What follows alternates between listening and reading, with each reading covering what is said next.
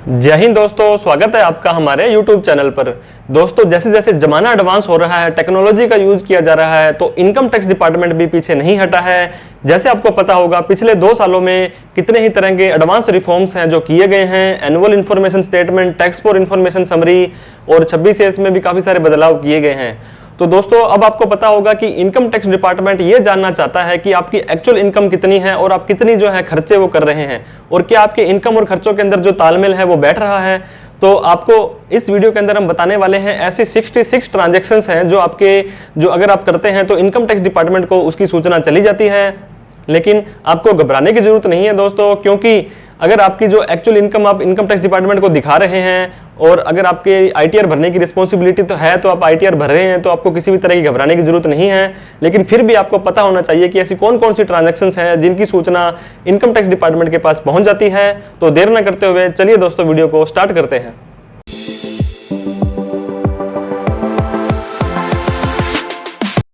66 reportable transaction. दोस्तों, ऐसी transactions जो अगर आप करते हैं तो उन सब की इंफॉर्मेशन इनकम टैक्स डिपार्टमेंट के पास पहुंच जाती है। एक नंबर पर मैं बताना चाहूँगा सैलरी की इनकम। बहुत सारे लोग हैं जो सैलरी एम्प्लॉयड होते हैं, किसी न किसी सरकारी कंपनी, प्राइवेट कंपनी में जॉब करते हैं, कॉन्ट्रैक्ट पर जॉब करते हैं, तो उनको सैलरी आती है। सैलरी हमेशा दोस्तों सेक्शन 192 अगर सेक्शन में आई है वही मानी जाएगी आपकी। ये सैलरी भी हो सकती है और पेंशन की इनकम भी हो सकती है। बहुत सारे लोग तो इस कन्फ्यूजन में रहते हैं कि हमारा तो टीडीएस है, कट चुका है, हमारे एम्प्लॉयर ने काट लिया है, मुझे तो रिटर्न भरने की जरूरत ही नहीं है। आपको ध्यान देना है, टीडीएस काटने की जिम्मेदारी आपके एम्प्लॉयर की है, वो डिपार्टमेंट अलग है, चाहे गवर्नमेंट है या प्राइवेट है। इनकम टैक्स डिपार्टमेंट अलग है।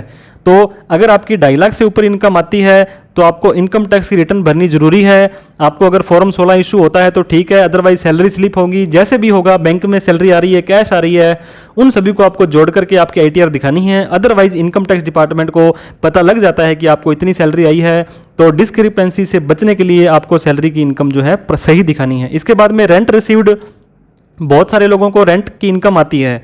जो टेनेंट है, जो व्यक्ति जो है आपको किराया दे रहा है, किराएदार, उसकी कहीं ना कहीं कई बार रिस्पॉन्सिबिलिटी आ जाती है कि आपका टीडीएस काट के दे। अगर ऑडिट का केस है सामने वाले व्यक्ति का, तब आपको टीडीएस काट कर देगा। इसके अलावा अगर 50,000 रुपये से ज़्यादा का किराया पर मंथ आपको कोई व्यक्ति दे रहा है तो वो भी आपका टीडीएस काट के देगा।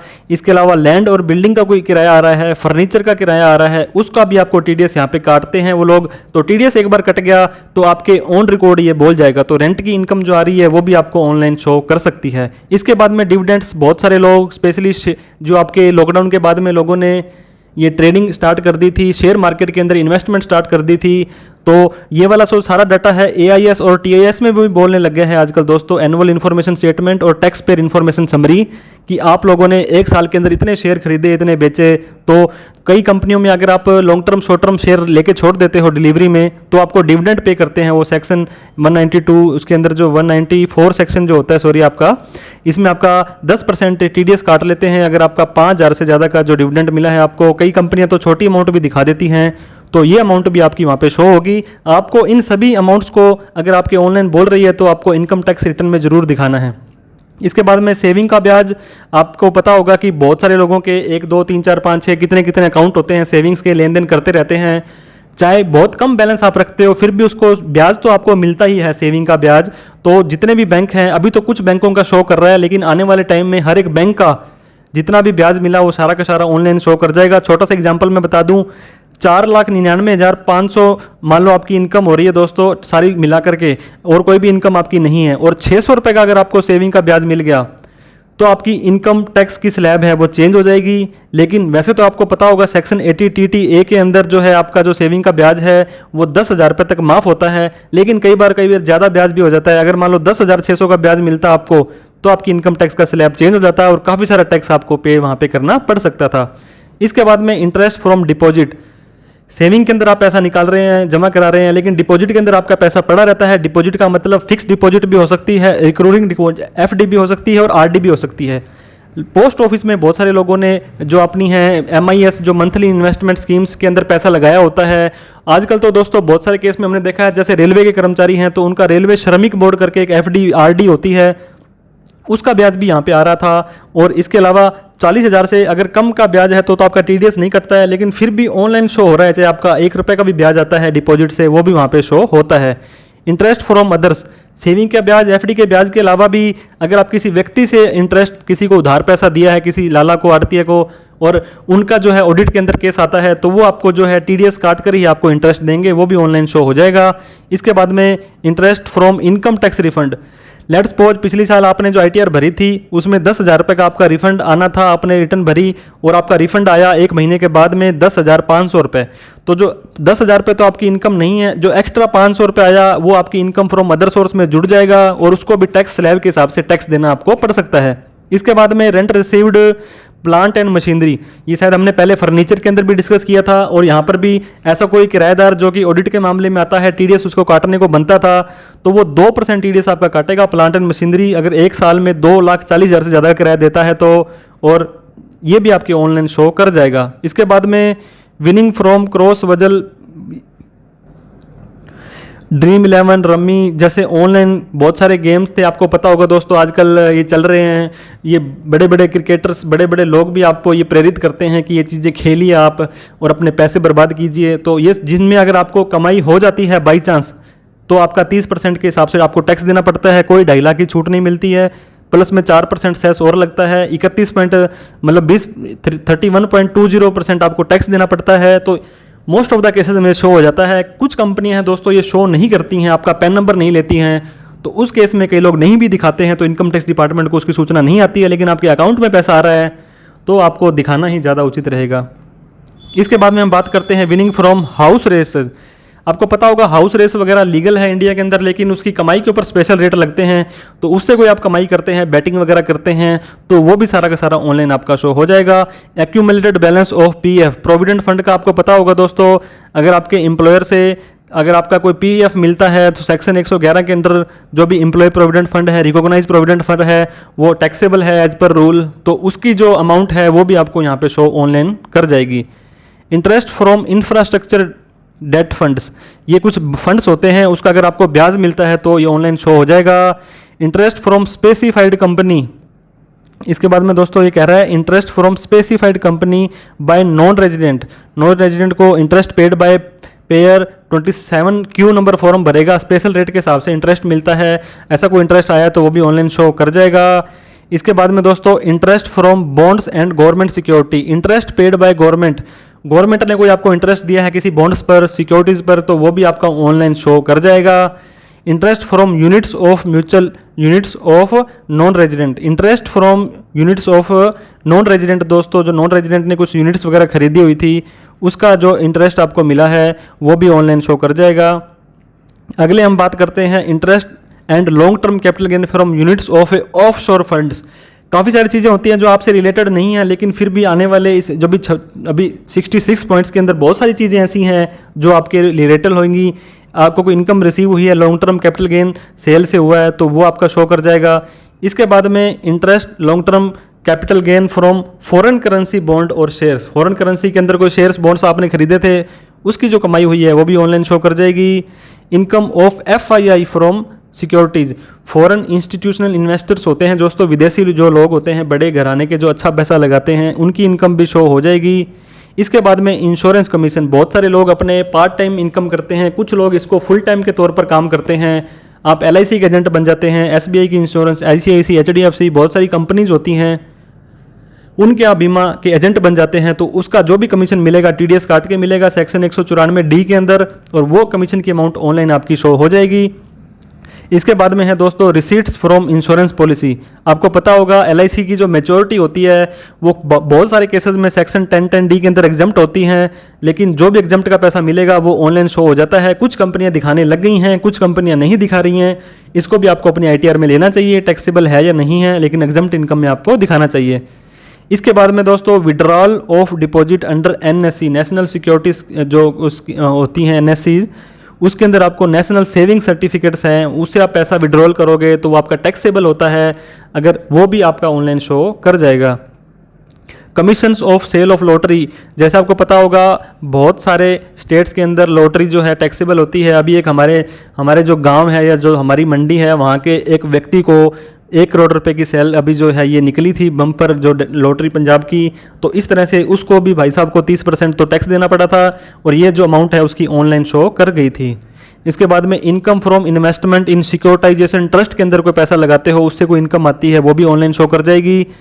Income on account of purchase of units by mutual fund और UTI, receipt of income repurchase by units, कोई यूनिट्स रीपरचेज कर ली म्यूचुअल फंड ने, यूटीआई ने, तो वो सेक्शन 194F के अंदर आपकी ऑनलाइन शो कर जाएगी। इसके बाद में इंटरेस्ट, डिविडेंड और other sum payable to government not subject to tax, but फिर भी ये ऑनलाइन ये आपका शो करेगा, टैक्स नहीं लगता है इन चीज़ों पर। Payment to non resident sports person और स्पोर्ट्स एसोसिएशन, बहुत सारे ये जो गेम खेलने वाले आते हैं इंडिया के अंदर, बाहर के लोग आते हैं, सेक्शन 115 BBA के अंदर उनका भी जो अमाउंट है ऑनलाइन शो कर जाएगा। सेल ऑफ लैंड और बिल्डिंग, अगर लैंड और बिल्डिंग आप सेल करते हैं, इमूवेबल प्रॉपर्टी, आपने मकान प्लाट, बड़े बड़े शहरों में DLC रेट वगैरह गवर्नमेंट के रेट हैं वो बहुत होते हैं, तो अकॉर्डिंग टू मी अभी तो 30 लाख रुपये से ज़्यादा की रजिस्ट्री कराते हैं दोस्तों। अगर आप तो सेल करते हैं कोई प्रॉपर्टी तो उसकी भी ऑनलाइन शो कर जाएगी। सेल करने का मतलब है कि आपने जो उसके ऊपर कोई कमाई करी है, कैपिटल गेन, तो वो आपको ऑनलाइन है दिखानी पड़ेगी। इसके बाद में receipt from transfer of immovable property, कोई इमूवेबल प्रॉपर्टी ट्रांसफर करी, उससे कोई पैसा आया आपको, एक तरह से सेल का ही हो गया। सेल का जो अमाउंट है उसको इमूवेबल प्रॉपर्टी के अंदर भी ले सकते हैं, और यहाँ भी आ रहा है ये सेक्शन 20 जो 26 QB के अंदर आपका वो फॉर्म भरेंगे, उसमें जो अमाउंट आपको मिली है वो शो कर जाएगी। सेल ऑफ व्हीकल, अगर आपने किसी को कोई व्हीकल सेल किया है दोस्तों, अगर वो सामने वाला व्यक्ति किसी ऑडिट के दायरे में आता है या उसको कोई ऑनलाइन ट्रांजैक्शन शो करनी है तो वो आपका वहाँ पे शो कर जाएगा। इसके बाद में sale of securities and units of mutual fund, depository transaction है, कोई शेयर्स वगैरह आप खरीदते हैं, म्यूचुअल फंड की यूनिट्स खरीदते हैं, तो आपकी ये जो है ऑनलाइन शो कर जाएगी। ऑफ मार्केट डेबिट ट्रांजैक्शंस होते हैं, ऐसे ट्रांजैक्शन दोस्तों जो डिपॉजिटरी के थ्रू होते हैं शेयर मार्केट के अंदर, वो शो कर जाएंगे। ऑफ मार्केट क्रेडिट ट्रांजैक्शंस भी हैं, वो भी आपके ऑनलाइन शो कर जाएंगे। इसके अलावा बिजनेस रिसीट, आप काम कर रहे हैं, बिजनेस कर रहे हैं अपना, तो आप अपनी सेवाएं सर्विस दे रहे हैं किसी को, तो वो आपको जो पैसा देगा वो भी TDS काट के देगा। TDS काटे ना कटे, लेकिन फिर भी सामने 194C दोस्तों जो होता है वर्क्स कॉन्ट्रैक्ट का होता है, किसी को आपने ठेके पर कोई काम किया कॉन्ट्रैक्ट पर, तो वो फॉर्म 16 इशू कर सकता है आपको, और ये वाली अमाउंट ऑनलाइन शो कर जाएगी। 194H के अंदर ब्रोकरेज होता है, कमीशन जो होता है, आपको किसी ने आपने कमीशन में काम कर रहे हो तो वो भी कमीशन आकर ऑनलाइन शो कर जाएगा, अगर एक लिमिट से ज़्यादा आपको मिलता है तो। इसके बाद में सेक्शन 194J या JB जो है, JB है प्रोफेशनल फीस होती है, जैसे हम CA लोगों को जो फीस मिलती है वो सेक्शन 194J या JB में मिलती है, वो ऑनलाइन शो हो जाती है कि इस व्यक्ति को इतने रुपए की कमाई हमने दी है, इनकम हमने दी है।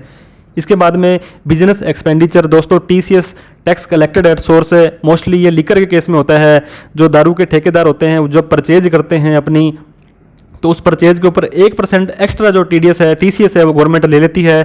अगर इन्होंने 1 लाख रुपए की शराब खरीदी है तो 1,01,000 रुपये उनसे लिया जाता है और 1,000 रुपये सरकार को दिया जाता है, मतलब TCS कलेक्ट कर लिया जाता है, कि ताकि गवर्नमेंट को पता लग जाए कि इस व्यक्ति ने पूरे साल में इतनी शराब खरीदी है, और उसको बेचनी भी दिखानी पड़ेगी, उसके हिसाब से जो है अमाउंट है जो ये शो कर जाती है। इसके बाद में रेंटल पेमेंट, अगर आप किसी को रेंट दे रहे हो एक लिमिट से ज़्यादा, तो वो भी 26 QC के अंदर जो अमाउंट अगर शो कर रही है तो ऑनलाइन बोल जाएगी। इसके बाद में मिसलेनियस पेमेंट अगर आप कर रहे हो 26 QD के अंदर अगर कोई पेमेंट है आपकी, तो वो भी ऑनलाइन शो कर जाएगी। कैश डिपॉजिट का, जैसे कि आपको पता होगा, बहुत ही भयानक और ये भयंकर रूल है दोस्तों। 10 लाख से ज़्यादा सेविंग के अंदर अगर आप नगद जमा करवा देते हो 1 साल के अंदर, फाइनेंशियल ईयर जो होता है 1/4 से चालू होता है और 31/3 तक चलता है, तो उसके अंदर आपने सेविंग में 10 लाख और करंट में 50 लाख रुपए जमा करवा दिए तो आपको नोटिस आ सकता है, इनकम टैक्स डिपार्टमेंट को पता लग जाएगा। एक व्यक्ति के 3 अकाउंट है, सपोज करो तीनों के अंदर उसके 9-9 लाख रुपए जमा हुए हैं, तब अलग अलग बैंकों की रिपोर्टिंग होती है। एज ऑफ नाउ, आज की तारीख में इनकम टैक्स डिपार्टमेंट को इसकी सूचना नहीं जाएगी, लेकिन फिर भी ये चीज़ें जो हैं इन फ्यूचर के अंदर आपको ध्यान रखनी है, ओवरऑल ट्रांजैक्शंस आपको ध्यान में रखनी है। इसके बाद में कैश विड्रॉल, पैसा जमा करवाओ या पैसा निकालो, गवर्नमेंट को बहुत एलर्जी होती है नकदी से।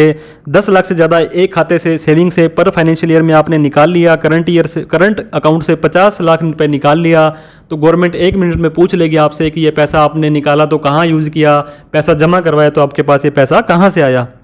इसके बाद में कैश के अंदर अगर आप पेमेंट करते हो, जैसे कि आपको पता होगा 2 लाख से ज़्यादा की कैश लेना अपराध है, जुर्म है इनकम टैक्स डिपार्टमेंट में। अगर आप 2 लाख रुपए से ज़्यादा की कैश में किसी से पेमेंट ले लेते हो, ऑन रिकॉर्ड दिखा देते हो उसको, तो उतने ही अमाउंट की पेनल्टी आपको लग जाएगी। अगर आपने 2.5 लाख रुपए किसी व्यक्ति से ले लिया और 2.5 लाख रुपए की पेनल्टी लग जाएगी। ये रिपोर्टिंग ट्रांजैक्शंस है, सामने वाले व्यक्ति को रिपोर्ट करनी पड़ेगी कि उसने आपसे इतने रुपए जो हैं लिए थे, कैश के अंदर आपने दिए थे। तो अगर आप ड्राफ्ट्स वगैरह बनाते हो, बैंक के अंदर आप चले गए, सपोज करो 5 लाख रुपए का आपने ड्राफ्ट बनाना है, डीडी बनाना है, तो वो 5 लाख या 10 लाख की लिमिट है वैसे तो ये, तो वो भी बैंक आपको शो कर देगा कि आपने कैश पेमेंट करी थी, ये कैश कहाँ से आया था। Outward foreign remittance for purchase of foreign currency form 15CC, इसके ऊपर भी TCS जो है कलेक्ट किया जाता है। 7 लाख से ज़्यादा की अगर कोई ट्रांजैक्शंस हो रही है आपकी, तो दोस्तों नॉर्मल केस में 5% तक TDS काटा जा सकता है। और एजुकेशन लोन या एजुकेशन की ट्रांजैक्शंस है तो वहाँ पे 0.5% भी उसका TDS है वो कटता है। तो ये ट्रांजैक्शन भी ऑनलाइन बोल जाएगी कि आपने इतने परचेज की, फॉरेन करेंसी परचेज की, बाहर पैसा भेजा, तो उसका जो है आपके पास ये पैसा कहाँ से आया था ये आप बताने पर इनकम टैक्स डिपार्टमेंट पूछ सकता है। रिसीट ऑन फॉरेन रेमिटेंस, अगर आपसे कोई बाहर से पैसा आया है, फॉरेन रेमिटेंस का मतलब बाहर से पैसा कहीं से भी आ सकता है, आपको कोई भी भेज सकता है, लेकिन इनके अंदर ये कैटेगरी है रॉयल्टी फीस, आप किसी रॉयल्टी ले रहे हो किसी चीज़ की या टेक्निकल सर्विसेज दे रहे हो, तो वो पैसा बाहर से आया तो वो भी ऑनलाइन शो कर जाएगा, ताकि इनकम टैक्स आपसे पूछ सके कि भाई साहब आपने इसके ऊपर टैक्स देनदारी बनती है या नहीं बनती है। फॉरेन ट्रैवल, बहुत सारे लोगों को घूमने फिरने का शौक होता है, घूमना फिरना चाहिए, पूरे इंडिया को, पूरे वर्ल्ड को आपको एक्सप्लोर करना चाहिए। अगर आप फॉरेन के अंदर जाते हो, कोई पैकेज लेते हो किसी एजेंट से, तो उस एजेंट की भी जिम्मेदारी है एक निश्चित अमाउंट के बाद में, शायद 50,000 रुपये ये है, तो उसके बाद में कोई आप पैकेज खरीदते हो तो आपका भी TDS काट लेगा वो, और इनकम टैक्स को बता देगा कि भाई साहब उस देश में जाकर आ रहे हैं, इतना रुपये खर्च कर रहे हैं। और इनकम टैक्स डिपार्टमेंट देख सकता है कि आपकी कमाई एक्चुअल में है इतनी कि आप इतना जो ट्रांजैक्शन है वो कर रहे हैं। इसके बाद में परचेज ऑफ इमूवेबल प्रॉपर्टी, कोई प्रॉपर्टी खरीद रहे हो दोस्तों आप 30 लाख रुपए से ज़्यादा की, वैसे तो 50 लाख से ज़्यादा के ऊपर भी TDS के प्रोविजंस हैं, लेकिन 30 लाख से ज़्यादा की अमाउंट कर रहे हो तो रजिस्ट्री खरीदी, आपने जो प्रॉपर्टी खरीदी दोस्तों जितने की मर्जी हो, ज़्यादा हो, आपको पता होगा 2 तरह की अमाउंट है पेड की जाती है, ऑन रिकॉर्ड और ऑफ रिकॉर्ड। कुछ ट्रांजैक्शंस वैल्यू होती है और कुछ कैश के अंदर दिया जाता है। हम ट्रांजैक्शंस वैल्यू की बात कर रहे हैं, जितने रुपए की रजिस्ट्री होती है, रजिस्ट्री अमाउंट, तो रजिस्ट्री अमाउंट जो है रजिस्ट्रार होता है वही करता है, हमारे लोकल जो एरिया के होते हैं वो, उसको इन्फॉर्मेशन जो है इनकम टैक्स डिपार्टमेंट को देनी पड़ती है कि किस किस व्यक्ति ने 30 लाख से ज़्यादा की प्रॉपर्टी खरीदी है। इनकम टैक्स डिपार्टमेंट कहता है कि हमें बताइए, ताकि हम इनसे जो है आगे की इंक्वायरी कर सकें। इसके बाद में दोस्तों परचेज ऑफ व्हीकल, बहुत सारे लोग हैं गाड़ियां खरीदते हैं, कार खरीदते हैं, ट्रक खरीदते हैं, JCB खरीदते हैं, बड़े बड़े व्हीकल्स खरीदते हैं, लेकिन इन व्हीकल बेचने वालों की भी जिम्मेदारी लगा दी है। आपसे कोई 10 लाख से ज़्यादा का कोई व्यक्ति गाड़ी खरीदता है तो उसका 1% TCS है वो आपने काट लेना है। किसी व्यक्ति ने 15 लाख की अगर कार खरीदी है दोस्तों, तो 15,000 रुपये उनसे एक्स्ट्रा ले लिए जाएंगे, इनकम टैक्स डिपार्टमेंट को दे दिए जाएंगे कि इस व्यक्ति ने 15 लाख की कार खरीदी है। अगर आपके पास वो कार के 15 लाख के सोर्स हैं तो कोई दिक्कत नहीं है। मोस्ट ऑफ द केसेस में लोन लेकर भी कार खरीदी जाती है, तो आप इजीली बता सकते हैं सर 15 में से 14 लाख रुपए का तो मेरा लोन है, सिर्फ मेरा 1 लाख रुपए की मेरी पूंजी मैंने दी थी, या जो भी केस होगा आपका, तब आपको कोई दिक्कत की परेशानी का सामना नहीं करना पड़ेगा। परचेज ऑफ टाइम डिपॉजिट, दोस्तों टाइम डिपॉजिट मतलब कुछ समय के लिए आपने जो डिपॉजिट की है, FD most of the cases में होती है। बैंक में, पोस्ट ऑफिस में अगर आप कोई FD करवाते हो और 10 लाख रुपए से ऊपर की हो जाती है उस एक व्यक्ति से, एक बैंक से, तो आपको इनकम टैक्स डिपार्टमेंट को सूचना चली जाएगी। आजकल तो RD वाला अमाउंट भी जो है टाइम डिपॉजिट में ही काउंट होता है। अगर आपने RD करवा दी है 10 लाख से ज़्यादा तो भी ऑनलाइन शो कर जाएगी। Purchase of securities and mutual fund, units of mutual fund, अगर कोई सिक्योरिटीज या म्यूचुअल फंड की यूनिट्स आप खरीदते हैं वो भी ऑनलाइन आपकी शो कर जाएगी। इसके बाद में दोस्तों credit card and debit card के ट्रांजैक्शंस, इसके अंदर आपने कोई नया credit card, debit card apply किया, इशू करवाया, या रिजेक्ट हुआ, या आपने क्रेडिट कार्ड के अंदर पेमेंट करी, तो उनकी ट्रांजैक्शंस भी ऑनलाइन ये है यहाँ पे शो कर जाएगी। क्रेडिट कार्ड के अंदर आपको पता होगा 10 लाख से ज़्यादा अगर आप एक साल के अंदर क्रेडिट कार्ड का बिल भर देते हो तो ऑनलाइन शो हो जाएगा कि इस व्यक्ति ने 10 लाख से ज़्यादा का बिल भरा है।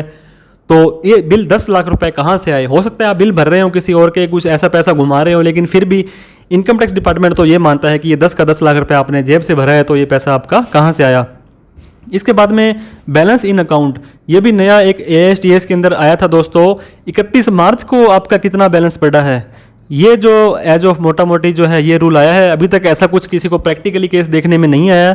अगर आपने account open other than saving account है, डिपॉजिट अकाउंट है, और 50,000 से ज़्यादा का कोई क्लोजिंग बैलेंस आपका पड़ा है, तो वो ऑनलाइन शो कर जाएगा कि इतने रुपए आपके अकाउंट में पड़े हैं। इसके बाद में income distributed by business trust, income from unit of business trust, ऐसी कोई इनकम आ रही है तो वो भी ऑनलाइन शो कर जाएगी। Income distributed by investment fund, ऐसा कुछ इनकम आ रही है आपकी तो वो भी आपकी इनकम है जो ऑनलाइन शो कर जाएगी।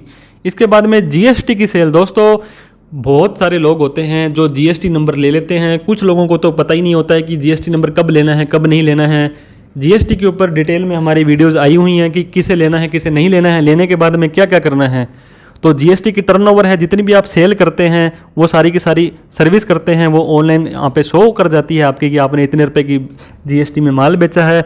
और रिटर्न भरते समय जीएसटी की सेल से रिकंसाइल करके ही आपको रिटर्न भरनी है ताकि इन फ्यूचर आपको कोई दिक्कत ना आए। रेगुलर टैक्स पेयर हो अगर आप तभी ये इन्फॉर्मेशन वहाँ पे शो कर रही है। अगर आप कंपोजिशन टैक्स पेयर हो, सेल का 1% टैक्स दे रहे हो तो ये सेल है ऑनलाइन शो नहीं कर रही है। होप ये भी आने वाले टाइम में शो कर जाएगी। जीएसटी में परचेज है, ये आपका खर्चा है। आपने 20 लाख रुपए की परचेज कर ली, 50 लाख की, 1 करोड़ की, जितनी भी परचेज करी उसका उतना या तो स्टॉक बोलना चाहिए या आपकी उतनी सेल होनी चाहिए, तभी वो जस्टिफिकेशन हो पाएगा। क्रेडिट कार्ड का बिल मैंने बताया था 10 लाख से ज़्यादा एक क्रेडिट कार्ड कंपनी का बिल अगर आप भरते हो तो इनकम टैक्स डिपार्टमेंट को सूचना चली जाएगी कि इस व्यक्ति ने 10 लाख रुपए का बिल भरा है, ये पैसा कहाँ से आया है आपसे पूछा जा सकता है। डीडी यानी डिमांड ड्राफ्ट, बहुत सारे केसेस में आपको पता होगा डीडी बनाया जाता है, बैंकर्स चेक होता है, पे ऑर्डर होता है, काफ़ी सारी सिक्योरिटीज़ गवर्नमेंट या ऐसी कोई आपने कुछ चीज़ आपने अप्लाई करनी है तो डीडी मांगा जाता है। 10 लाख से ऊपर कैश में डीडी बनवाते हो तो इनकम टैक्स डिपार्टमेंट को सूचना चली जाएगी।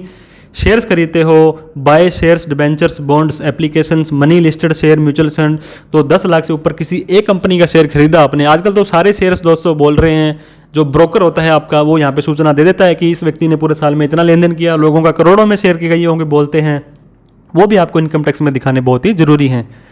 इसके बाद में bonds of RBI, reserve bank of India time time पर आपके जो है बॉन्ड शो करता रहता है। किसी व्यक्ति ने 10 लाख से ज़्यादा के बॉन्ड्स खरीदे हैं वो भी ऑनलाइन बोल जाएंगे। फॉरेन करेंसी आपने खरीदी है दोस्तों 10 लाख से ज़्यादा की एक फाइनेंशियल ईयर में, तो डीलर है वो इनकम टैक्स डिपार्टमेंट को सूचना दे देगा कि भाई साहब ने हमसे इतने डॉलर्स खरीद लिए हैं, तो आप इनसे पूछ सकते हैं कि ये इतने रुपए कहाँ से आए थे इनके पास में और इन्होंने रिटर्न भरी है या नहीं भरी थी। इसके बाद में फ़ीस भरते हो दोस्तों आप, अभी रिसेंट में ये भी नया रूल आया था, एजुकेशन फ़ीस, स्कूल की कॉलेज की फ़ीस भरते हो 1 लाख से ज़्यादा, अगर आपके 2 बच्चे हैं, अगर आप लेट्स सपोज दोनों की मिलाकर भी अगर आप पर्सन तो एक हो, कॉलेज आपका एक है, तो 1 लाख से ज़्यादा की आपने फीस भरी तो वो रिपोर्टिंग भी कॉलेज या स्कूल है इनकम टैक्स डिपार्टमेंट को करेगा। बिजली का बिल अगर आपका दोस्तों 1 लाख से ज़्यादा का आ रहा है तो वो बिजली की कंपनी है वो भी इनकम टैक्स डिपार्टमेंट को बताएगी कि 1 लाख से ज़्यादा का इस भाई साहब का बिल आया है, इनकी इनकम इतनी है कि नहीं है, वो आप इसको जस्टिफाई कर लीजिए। बहुत सारे केसेस में बिजली का बिल है वो किसी और नाम से होता है, यूज़ कोई और कर रहा होता है, तो इस केस में इन चीज़ों को पकड़ पाना थोड़ा सा मुश्किल है। एयर ट्रेवल है, अगर आप हवाई जहाज़ के अंदर यात्रा कर रहे हो दोस्तों, हवाई जहाज़ के ऊपर यात्रा कर रहे हो और आप बिजनेस क्लास में जाते हो, डोमेस्टिक में या इंटरनेशनल ट्रेवल करते हो, तो उसका जो भी ट्रांजैक्शन चार्जेस आपके हैं ऑनलाइन खर्चा किया है वो भी ऑनलाइन शो कर जाएगा। वहाँ पर होटल पर रुकते हो, 5 स्टार होटल पर रुकते हो, 20,000 से ज़्यादा का अगर आप वहाँ पे किराया देते हो वो भी होटल वालों को इनकम टैक्स डिपार्टमेंट को बताना पड़ेगा। कोई ज्वेलरी वगैरह खरीदते हो दोस्तों, सामने वाला व्यक्ति जो है ज्वेलरी लेने जो बेच रहा है, गोल्ड ज्वेलरी, ब्रिलियंस, पेंटिंग्स वगैरह है, 1 लाख या उससे ज़्यादा अगर आपने खरीद ली तो उसको भी इन्फॉर्मेशन देनी पड़ेगी। मोस्ट ऑफ द केसेस में वो दिखाते नहीं हैं, कैश वगैरह में एंट्री कर देते हैं, लेकिन ये उनकी रिस्पॉन्सिबिलिटी है कि वो इन चीज़ों को दिखाए। LIC खरीदी दोस्तों, जीवन बीमा जो भी होता है वो ज़रूरी होता है, आप सभी को करवाना चाहिए ताकि आपको भी कुछ 2 रुपये इकट्ठे हो जाएं, इनकम टैक्स में छूट मिल जाए और साथ में इन फ्यूचर मिस हैपनिंग में जो पैसा है वो ज़रूरतमंद को काम आ जाए। लेकिन कोई इंश्योरेंस पॉलिसी आप 50,000 से ज़्यादा की कराते हो, वो पैन नंबर वहाँ पे ज़रूर आपका लिया जाता है, तो ये चीज़ भी आजकल रिपोर्टेबल हो गई है। हेल्थ इंश्योरेंस 20,000 से ज़्यादा कराते हो, इनकम टैक्स में सेक्शन 80D के अंदर छूट मिलती है, इसके साथ में ही इनकम टैक्स को पता लग जाता है। लाइफ इंश्योरेंस पॉलिसी 1.5 लाख रुपए तक 80C के अंदर आपको छूट मिलती है, आपको छूट भी मिल जाएगी, साथ में आपकी लाइफ भी कवर हो जाएगी। तो इस तरह से ये 66 ट्रांजेक्शन्स हैं, ये यहाँ पर शो होती हैं। तो आशा करते हैं दोस्तों इनकम टैक्स के अंदर जो जो रिपोर्टेबल ट्रांजैक्शंस हैं उनकी आपको जो इन्फॉर्मेशन मिल गई होगी और आप आने वाले टाइम में भी इन ट्रांजैक्शंस को थोड़ा सोच समझ कर करेंगे। हर साल आपकी जो ये है ऑनलाइन इन्फॉर्मेशन है चेक करेंगे आपकी AIS, TIS और 26AS के अंदर क्या ये इन्फॉर्मेशन बोल तो नहीं रही है, और उसके आधार पर आपको ये देखना है कि मुझे रिटर्न भरने की रिस्पॉन्सिबिलिटी है, भरनी चाहिए या नहीं भरनी चाहिए, ताकि आपको इनकम टैक्स डिपार्टमेंट से आने वाले समय में कोई दिक्कत परेशानी का सामना ना करना पड़े। और ये वीडियो अच्छी लगी हो तो इसे लाइक करके, चैनल को सब्सक्राइब नहीं किया तो सब्सक्राइब करके बेल आइकन दबा दें, ताकि इस तरह की इन्फॉर्मेटिव वीडियो आपके पास टाइम से पहुंचती रहे। थैंक यू सो मच दोस्तों, जय हिंद, जय भारत।